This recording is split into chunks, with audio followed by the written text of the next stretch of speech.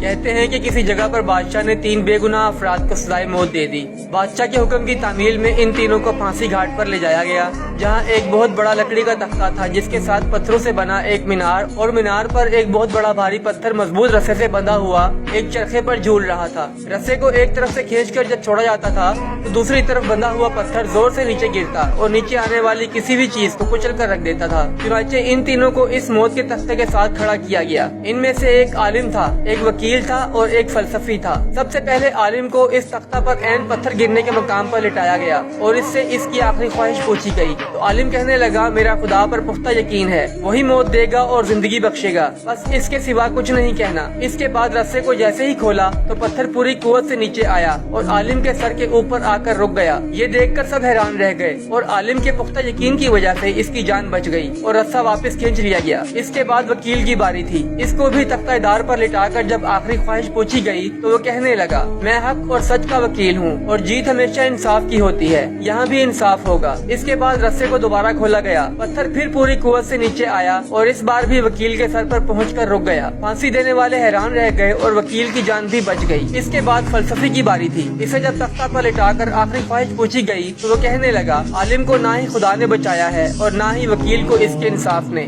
دراصل میں نے غور سے دیکھا ہے کہ رسے پر ایک جگہ گانٹ ہے جو چرخی کے اوپر گھومنے میں رکاوٹ کی وجہ بنتی ہے، جس سے رسہ پورا کھلتا نہیں اور پتھر پورا نیچے نہیں گرتا۔ فلسفی کی بات سن کر سب نے رسے کو بغور دیکھا تو وہاں واقعی گانٹ تھی۔ انہوں نے جب وہ گانٹ کھول کر رسہ آزاد کیا تو پتھر پوری قوت سے نیچے گرا اور فلسفی کا سر کچل کر رکھ دیا۔